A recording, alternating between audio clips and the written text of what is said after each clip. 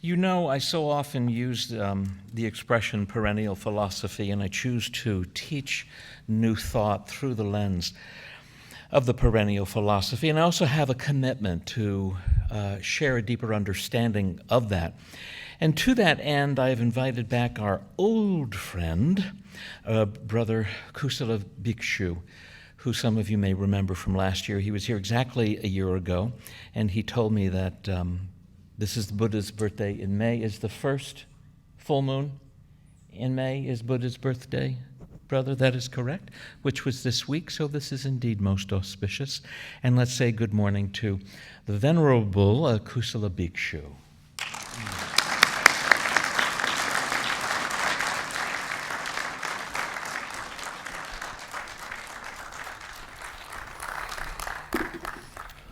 It's good to be here. I guess I'm mic'd up so I don't have to stand behind the podium.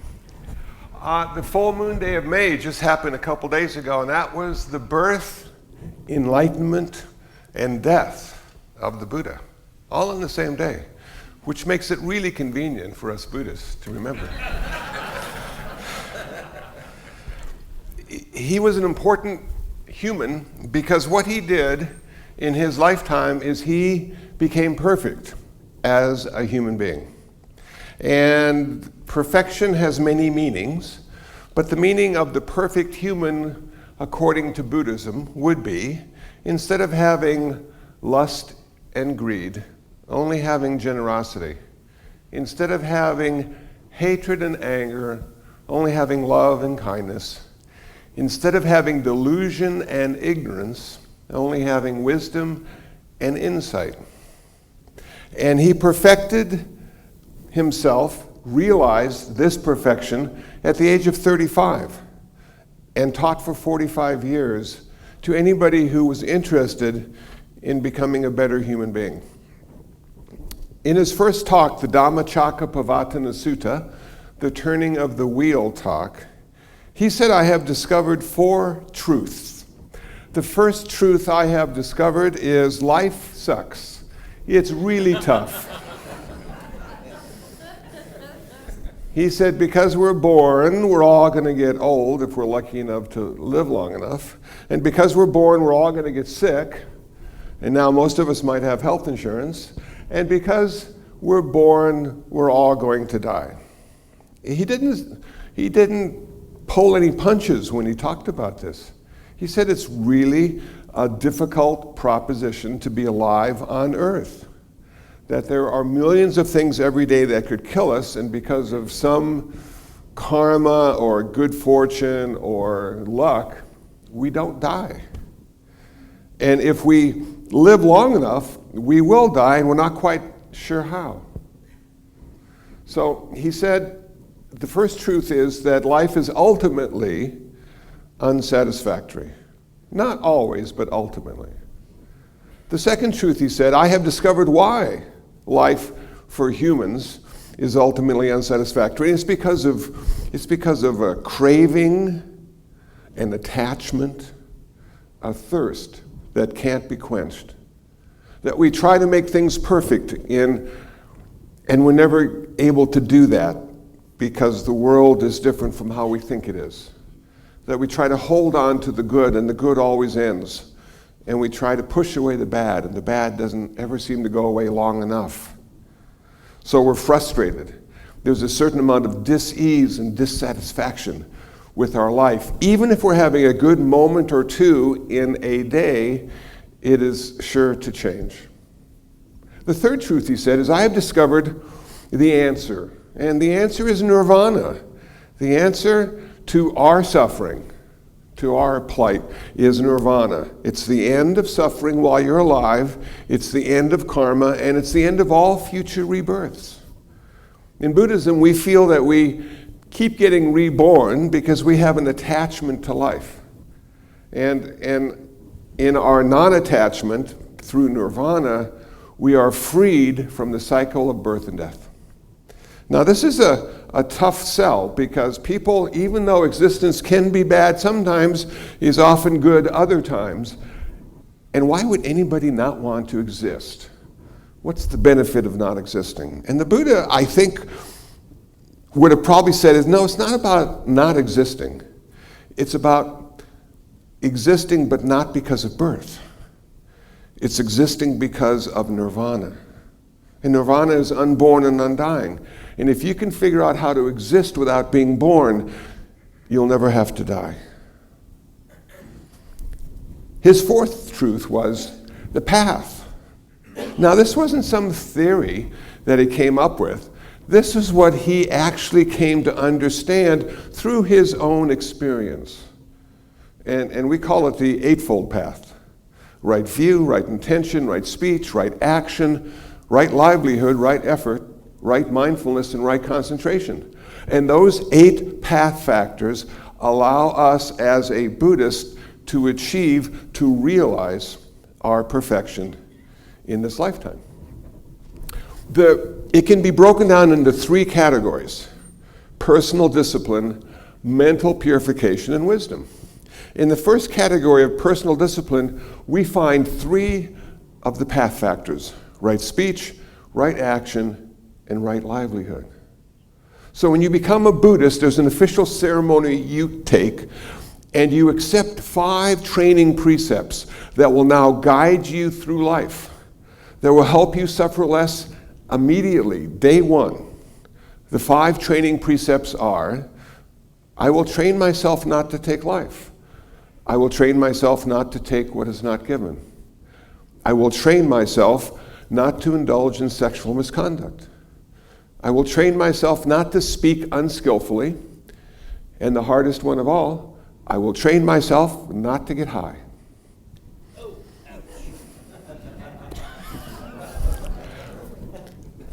In practicing these 5 precepts, we look at them as practice, not commandments. It's our choice. If we suffer more because we don't follow them, it's our fault. If we suffer less because we do follow them and practice them, we look at our personal discipline as being the first step to liberation, the first step to freedom. Now you say, but what kind of freedom are you talking about? As a Buddhist, there's only one kind of freedom we ever talk about. It's the freedom from suffering.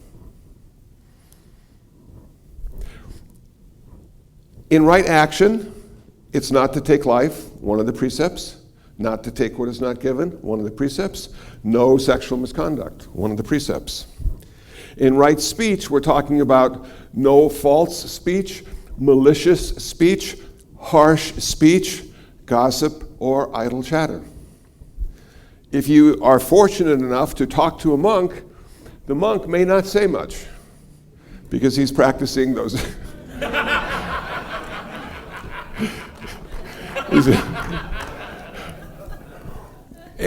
And that's okay, you know. The idea of sexual misconduct is an interesting one because in America, in the world, we're really confused about what's right, what's wrong, and Buddhism was really specific. It said, you know, it's not good to have sex with people who are married, not good to have sex with people who are engaged, not good to have sex with children, not good to have sex with people against their will. That was pretty much it. But when it comes to being a Buddhist monk or nun, it's not to have sex. And is there anything wrong with having sex? According to Buddhism, no. But the problem with having sex for a Buddhist monk or nun would be the desire to have sex again and again and again. And that desire never seems to go away. And it's desire that causes the suffering. So you have to ask yourself, well, if I choose not to have sex, will that end my suffering? And I would say, no, you'll just suffer in a different way.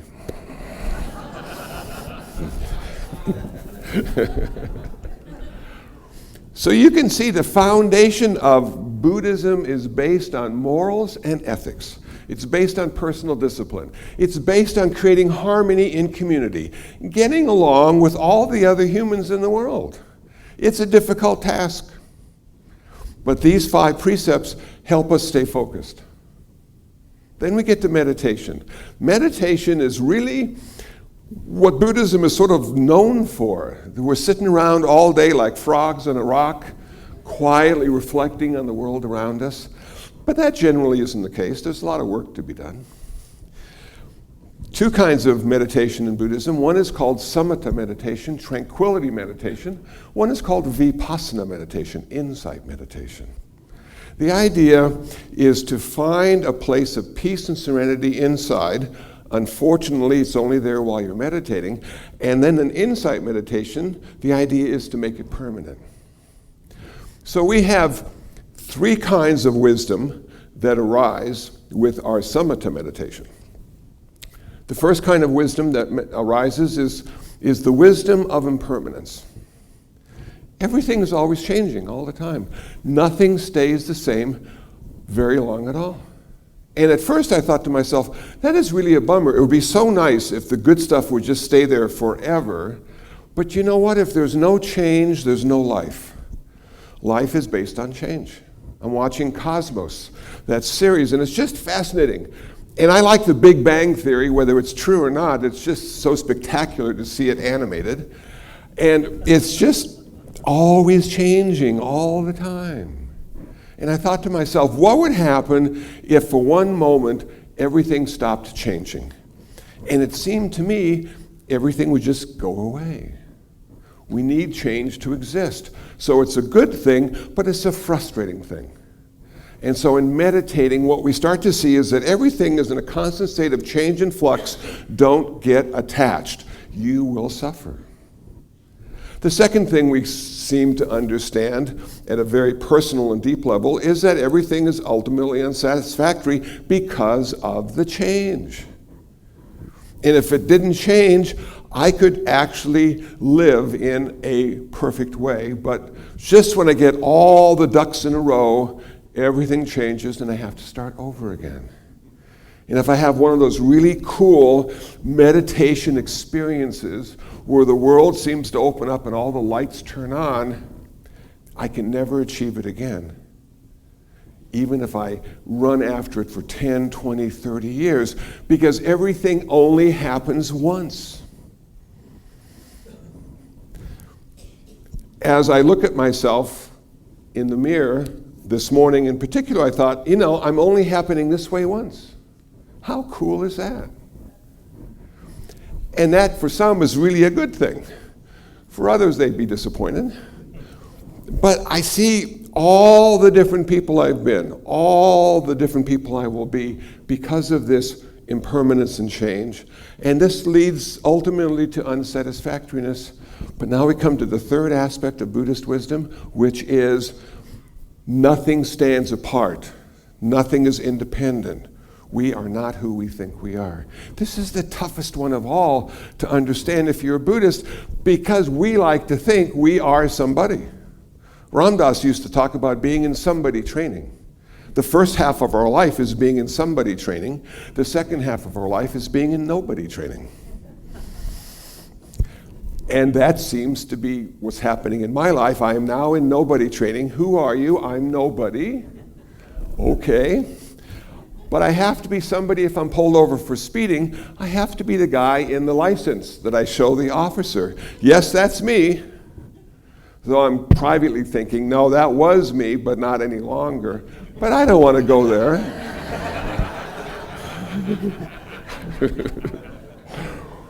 So this idea of never having to be anybody in particular gives us so much freedom. We can literally be anything or anyone we want because we're nobody, not somebody. Once a month I get to go to Leisure World, Seal Beach, retirement community, 7,500 old people. I was a little hesitant at first. I'm thinking, what am I going to say to all the old people? And then I looked at them, and they all looked like me. And I said, I'm going to have a lot to say. And we have wonderful discussions.